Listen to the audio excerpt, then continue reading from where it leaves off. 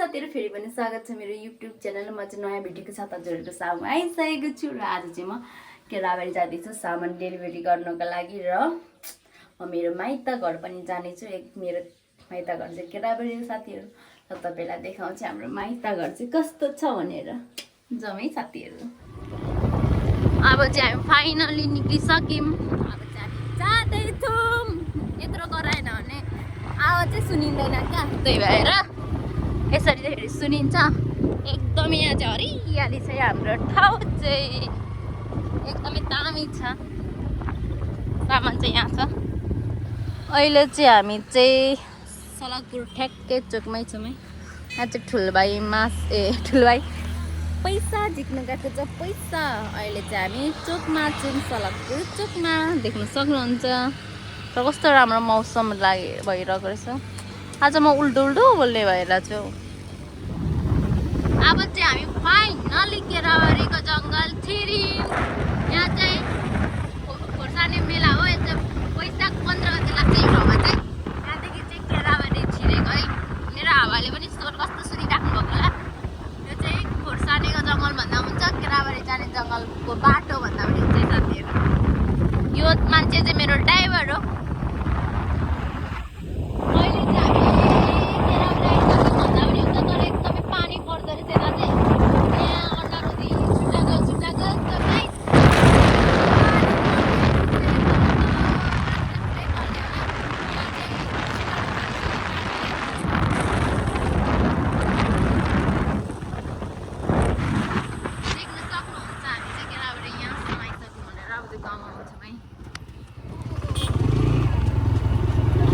हामी चाहिँ फाइनली गाउँ छिर्यौं। यता पर चाहिँ हामी पढ्ने कलेज पनि छ। यता चाहिँ पुलिस थाना एकदमै अहिले सरसफाइ गरेको रहेछ।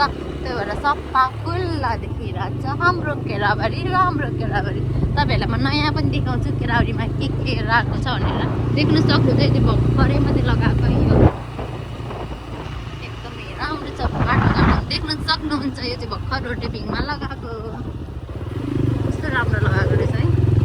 लाइनले वाउ एकदमै राम्रो। रोटेपिङ चोक केराबारी मोरङ देख्न सक्नुहुन्छ। हाम्रो केराबारीको बाटो एकदमै राम्रो छ। ओ माई गड। अब चाहिँ हाम्रो केराबारी, मेरो केराबारी त आइसकेको। मेरो मुगु गाउँ आउँदैछ। कस्तो राम्रो देखिरहेछ हो। कस्तो खुसी भएको क्या म। पहिले यही ठाउँ हिँड्दा अगाएको मान्छे, अहिले त यही ठाउँ हेर्दा त कस्तो खुसी लाग्छ क्या। देख्नु सक्नुहुन्छ पुलको माथि चाहिँ मेरो गाउँ हो। यहाँ चाहिँ माथि सबै धानबारी छ। यहाँ त कति धेरै घरहरू थपिएछ नि त। पर पुल चाहिँ देख्नुहुन्छ। यो चाहिँ भाइरल पुल है। यहाँ चाहिँ एकदमै लामो पुल छ। पुलमा लाइट पनि रहेछ। एकदमै राम्रो छ है। कस्तो राम्रो क्या है। कति राम्रो। आज त फेरि मौसम पनि कस्तो राम्रो भइरहेछ क्या। हाम्रो केराबारीको डाँडामाथि त के बनाउँदै रहेछ त मलाई थाहा नै थिएन त।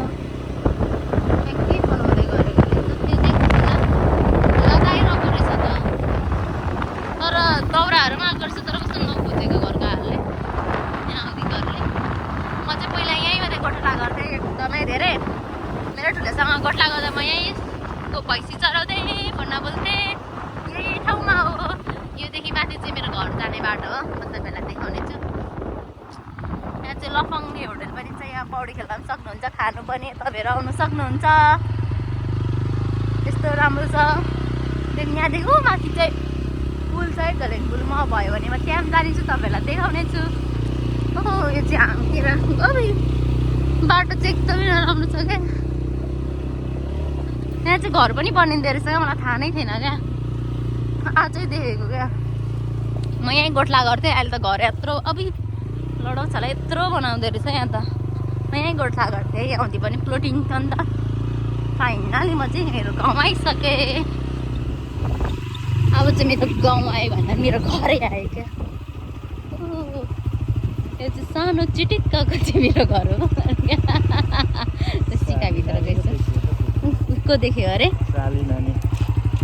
यो चाहिँ सानो चिटिक्कको चाहिँ मेरो घर देख्न सक्नुहुन्छ है। घर नमिन्दा त्यहाँ रहेछ त आइजा मेरो भदे चाहिँ आउँछ है अब देख्न सक्नुहुन्छ भाग्यमानी हुनु यो चाहिँ हाम्रो बहिनी हो हिरोनी छ कहाँ गयो मेरो भदे कहाँ गयो कता बछ हो सँगै भात खाने कहाँ गयो ए हाई गर म चाहिँ घर जाँदैछु अहिले चाहिँ केराबारी फेरि फर्किँदैछु केराबारीको खतम खोलाको पुल देख्न सक्नुहुन्छ एकदमै दामी छ म रङ टाइममा आइरहेको छु भिडियो बनाउनु पनि अलिक भ्याउँदिनँ अहिले भ्याउँदै तर मान्छेहरूको अगाडि बनाउन लाज लाग्छ खास चाहिँ मलाई माथिको झोलेङ्गो पुल जानु मन लागेको त्यहाँ माथि चाहिँ यहाँदेखि कम्तीमा पनि आधी घन्टा लाग्छ होला हिँडेर जानु पर्यो भने तर मिलेछ भने जाउँला नि त है तपाईँहरूलाई म देखाउँछु अझै खोला आइसक्यो बढेछ नि खोला धेरै खोला बढेछ यो खोला चाहिँ देख्नु सक्नुहुन्छ राजारानीको खोला है यो चाहिँ राजारानीको खोला हो र यो खोला चाहिँ हाम्रो तल हेर्नुहुने गचिया जान्छ यो ओह्रालोको चाहिँ गचिया साथीहरू गाइस अहिले चाहिँ हामी कस्टमरलाई सामान दिएर पनि घर फर्किँदैछौँ तपाईँहरू देख्नु सक्नुहुन्छ हामी यस्तो भित्र पनि छिरेर सामान दिन्छौँ तपाईँहरूलाई यदि चाहिन्छ भने हाम्रोबाट अर्डर गर्नु होला म चाहिँ मेरै भ्लगबाट तपाईँहरूलाई प्रचार प्रसार होइन जे भने त्यही गर्ने पनि छु लेट्स गो यहाँ चाहिँ मेरो ड्राइभर चाहिँ बुढा हुँदैन नि त मेरो बिजनेसमा सबैभन्दा धेरै सपोर्ट गर्ने भनेको मेरो हस्बेन्ड हुन्छ गाईलाई एकदमै ह्याप्पी छु क्या गाइस त्यही हो गाइस अब हामी घर जानेछौँ अहिले चाहिँ हामी घर फर्किँदैछौँ बाटो एकदमै राम्रो छ त्यही हो गाइस हामी जङ्गल पसिसक्यौँ धेरै मिस गरेको छु केराबारीलाई पानीको कारणले म झोलुङ्गे पुल जानु सकिनँ तर तपाईँहरूलाई देखाउने चाहिँ मैले भ्लग भन्दा पनि भिडियो बनाएर टिकटकमा हाल्छु भनेर मैले लगाएर सकिनँ अब के गर्ने म टिकटकमा हालेर एउटा हिँडेको भिडियो आफ्नो मेन हाम्रो तलको पुलमा पनि भ्याएन क्या त्यही हो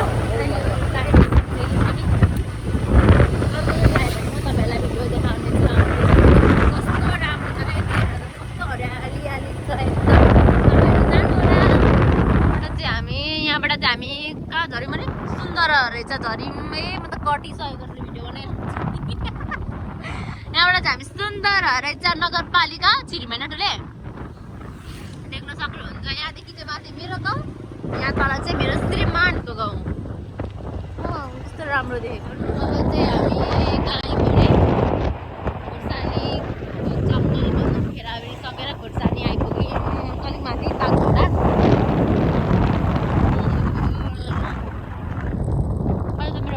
एउटा अनुहार पनि देखाएको छैन सबै यसरी बोल्दै आज मेरो बुढा नभ्याउनेको कारणले गर्दा हो कोही भत्के पनि यो खोर्सानी चोकको मात्रै भत्किन सकेन रहेछ तर मान्छेहरू चाहिँ भत्काउनु खोजेको हो तर जेन रहेछ गुड हो अहिलेको चाहिँ यत्तिको खोरिरहेको छ भोलिदेखि चाहिँ पुरै गाडी खोल्छ होला विराट चोकको चाहिँ तोडफोड भएको चाहिँ अहिले नयाँ बनाएछ ओ माई गड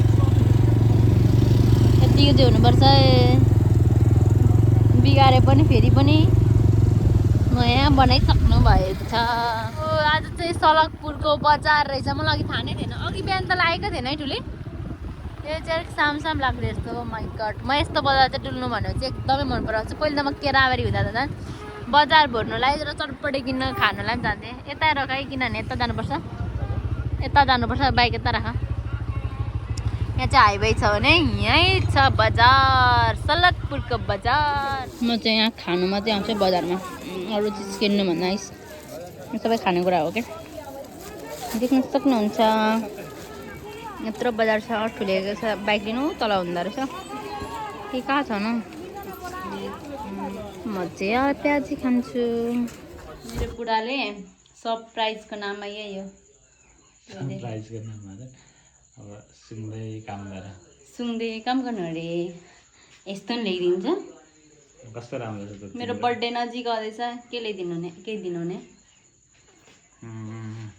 यत्रो केक तर मैले अहिले याद गरेँ यार साथीहरू म चाहिँ घर आएको हो 1 घन्टा 1.5 घन्टा भयो र म चाहिँ बजार सलकपुरमा भोरे उड्दा त्यहाँ सामानहरू किन्दा ओर्दै ढिलो भयो र घर आइपुगेर मैले सबै यत्रो बेर बसिसकेपछि मात्र थाहा भयो कि मैले ब्लग इन्ड गर्नै पर्ने रहेछ भनेर बिर्सेँ। त्यही भएर यहाँ मेरो बुढाले फुल लगाइदिनु भएको मेरो लागि। यति मात्रै गर्छ, अरू केही गर्दैन। र साथीहरू म चाहिँ फाइनली घर आइसकेँ बजार पुगेर 1.5 घन्टा बजार पुगेर सामानहरू किनेर। मलाई कस्तो राम्रो देखेको चाहिँ यो चाहिँ मेरो बुढाले गिफ्ट दिनुभएको अरे। सब्जी टिप्नु पठाएको त यो पो लिएर आउनुभयो, कस्तो राम्रो छ, गन्ध चाहिँ एकदम मगमग छ। दिनु केही नसके यस्तै दिएर भयो भने मलाई खुसी बनाउँछ। म चाहिँ फाइनली घर आइसकेको छु र आज मेरो ब्लग चाहिँ अन्त्य गर्नुलाई मैले यो भिडियो बनाउँदै गरेको र भेट्ने छु अर्को भिडियोमा। तर त्यो दिनसम्म तपाईँहरूले मलाई माया गरिदिनु होला, सपोर्ट गरिदिनु होला है त साथीहरू।